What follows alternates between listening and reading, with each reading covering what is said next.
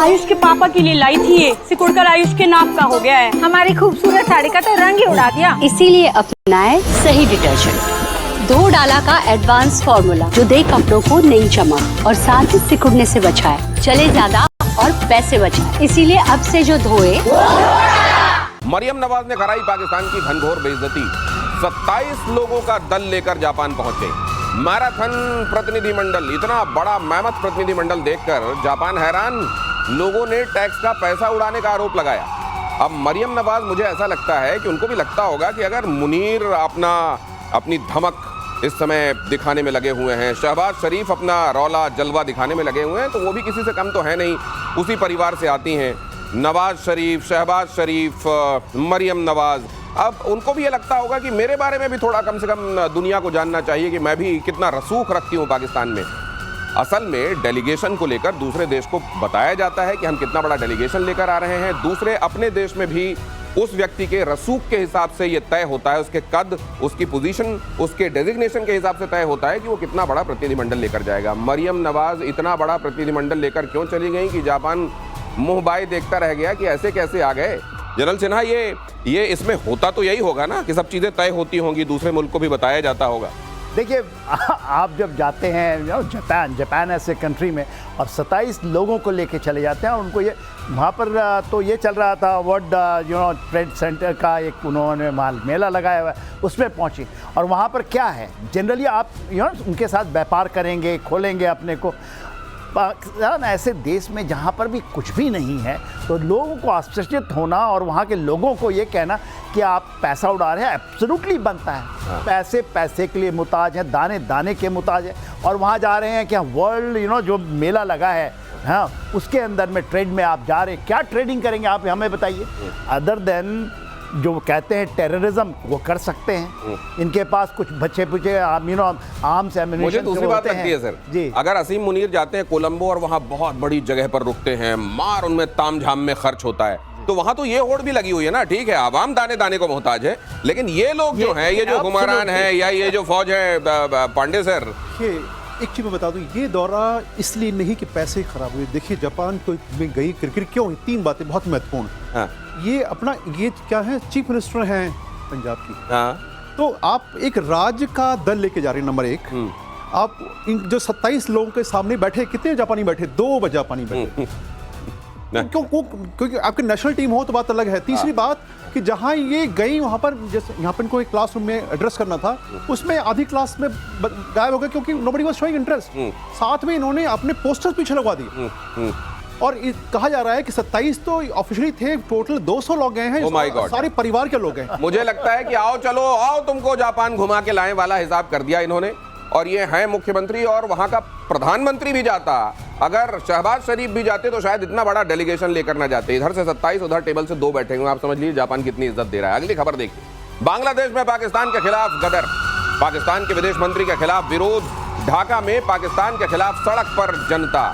1971 नरसंहार केस में माफी की मांग। अब ये बांग्लादेश कभी समझ में नहीं आ रहा है। बांग्लादेश कभी क्लियर ही नहीं कर पाया उसको करना क्या है। एक समय यह लगा था कि शायद पाकिस्तान के साथ रहते हुए उसकी सांसें घुट रही हैं, भारत की तरफ उसने मदद का हाथ बढ़ाया था।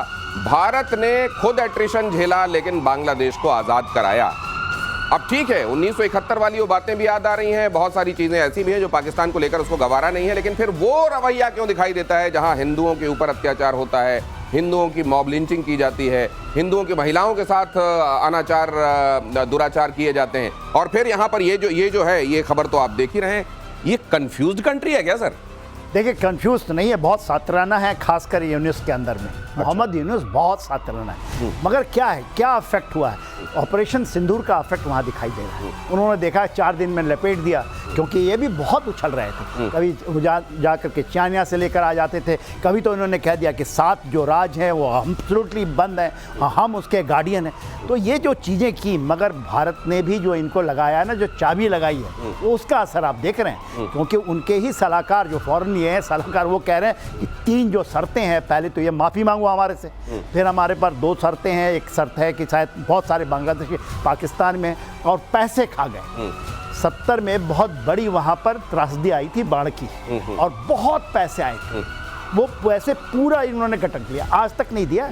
वो बिलियन एंड बिलियन डॉलर्स हैं, तो वो मांग रहे हैं, ये 3 शर्तें हैं। लेकिन सर अब इसमें सवाल ये है कि अगर आप शातिराना है, ठीक है ये बात समझ में भी आती है, आ रहा हूँ पांडे सर आप ही के पास आ रहा हूँ, अगर ये शातिराना है तो कम से कम अपना भला तो कर लें। अच्छा खासा तरक्की की राह में बांग्लादेश जा रहा था, उसका मटियामेट कर लिया, अब इनको कुछ एक चीजें याद आ रही हैं, उस राह में बढ़ते चलते ना फिर जिसमें आगे आप जा रहे थे। देखिए जो इस समय बात हो रही है बांग्लादेश की, इसके पीछे 2 चीजें हैं। बांग्लादेश में चुनाव की घोषणा हुई है कि भाई हम फरवरी में चुनाव कराएंगे। अब प्रयास ये हो रहा है कि कौन वापस सत्ता में आए। पाकिस्तान चाहता है कि उसके पिट्ठू वहां पर आए, और ये वहाँ के जो लोग हैं, यूनुस साहब ने पार्टी लॉन्च की है, जहाँ तक मुझे याद आ रहा है NAC है शायद उनकी पार्टी का नाम, वो चाहते हैं वो आए। जबकि BNP वहाँ ऑलरेडी है और इस्लामी पार्टी जमात इस्लामी 2 पार्टियाँ ऑलरेडी वहाँ पर रेस में हैं।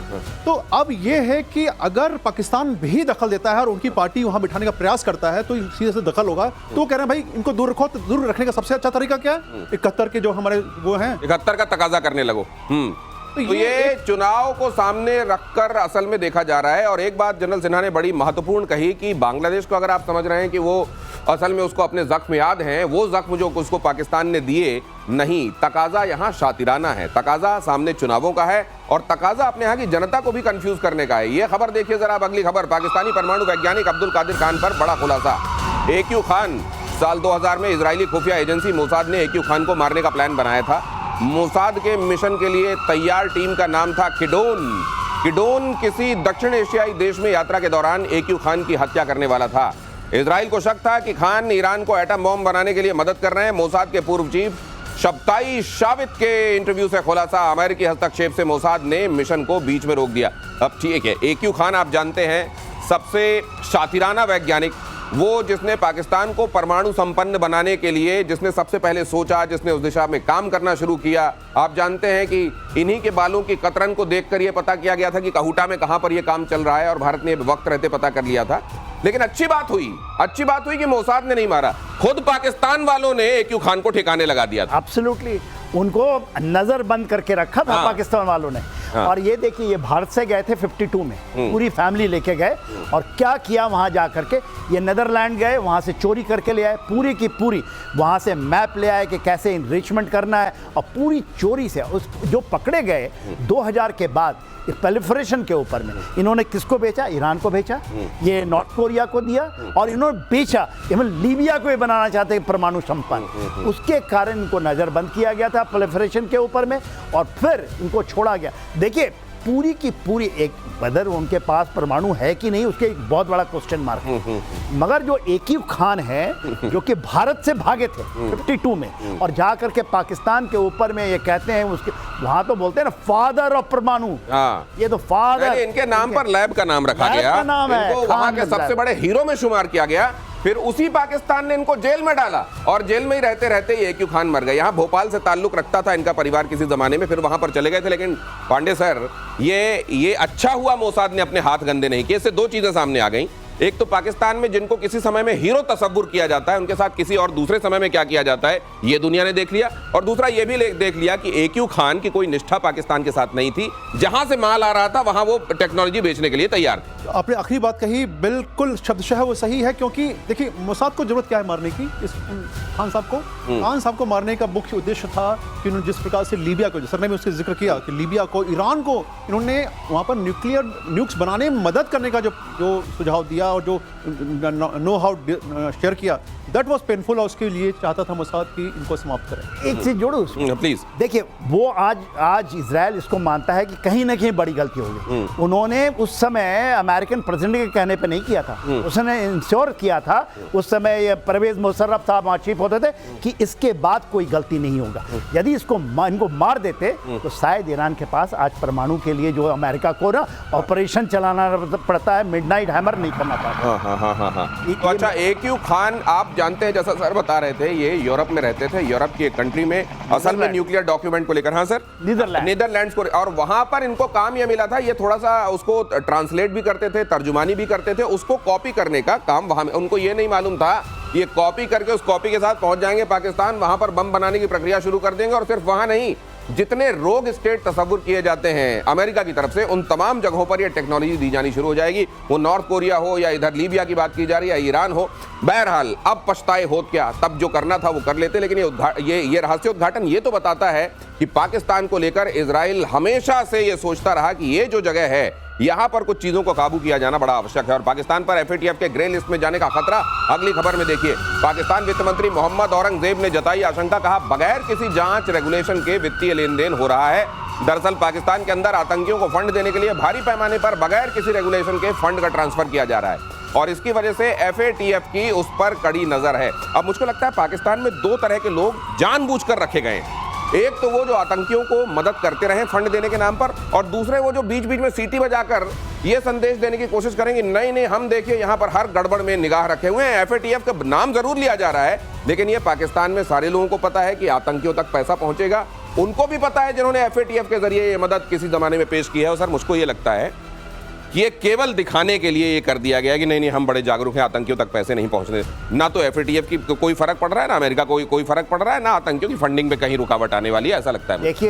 देखिए दिनेश, जो जकात ये कर रहे हैं वो डिजिटल, और वो फेक आईडी बनाते हैं और एग्जैक्टली 15 दिन में बदल देते हैं, पूरे पैसे को कन्वर्ट करते हैं। और ये पूरा जो मरकज चला रहे हैं, दो मरकज जो पैसे बना रहे हैं, वो मरकज सुभान अल्लाह, मरकज तौबा, दोनों लश्कर के हैं। और मरकज सुभान अल्लाह, मरकज तौबा, जो एक तो लश्कर का है, एक लश्कर तौबा का है, तो दोनों के पास पैसे बन रहे हैं। उसके अलावा क्रिप्टो, जो क्रिप्टो घुसा है, वो कहते हैं कि ड्रग के मनी पूरे के पूरे क्रिप्टो के साथ आएगा। और even they are getting in the crypto, जो क्रिप्टो है ना, अब आपका नाम तो डोनाल्ड ट्रंप साहब का भी आ रहा है क्रिप्टो में, तो वो मेन चीज है कि कैसे ड्रग का मनी क्रिप्टो के अंदर जाए और कैसे इनका। तो फिर अगर क्रिप्टो में ट्रंप साहब शुमार हैं, क्रिप्टो में पैसा लग रहा है, ड्रग मनी को पूरा परिवर्तित किया जा रहा है क्रिप्टो के जरिए, FATF हो या कोई भी इस तरह की इंटरनेशनल संस्था, आप जानते हैं अमेरिका का कितना उस पर इंफ्लुएंस रहता है, ऐसे में पाकिस्तान को क्यों चिंता करना चाहिए? ठीक है आ रहा पैसा, देते जाओ आतंकवादियों को। देखिए चर्चा में क्यों आए ये विषय, इसलिए कि मीटिंग इनकी चल रही है FATF की, आज आखिरी दिन है, और ये मुद्दा था कि क्या पाकिस्तान को हम ग्रे लिस्ट से ब्लैक लिस्ट में डाल दें। और 3 देशों ने इस समय FATF का जो बॉस है, चेयरमैन है, वो चाइना है। तो चाइना का हमेशा साथ रहा है, वो कहता है कि चट्टान से भी मजबूत और हिमालय से भी ऊंची हमारी दोस्ती है। तो उनका साथ मिला, जो वीटो किया गया, और 27 पैरामीटर्स हैं जिसमें से कि 13 ही ये कामयाब हो पाया पाकिस्तान उसको फॉलो करने में। वो वीटो ग्रिल लिस्ट से बाहर नहीं निकल पाया, वो चाहता है ग्रिल लिस्ट से बाहर निकलना। तो पाकिस्तान के साथ टर्की, जिसके कि उसके सामरिक संबंध हैं, मलेशिया जिसके उसके व्यापारिक संबंध हैं,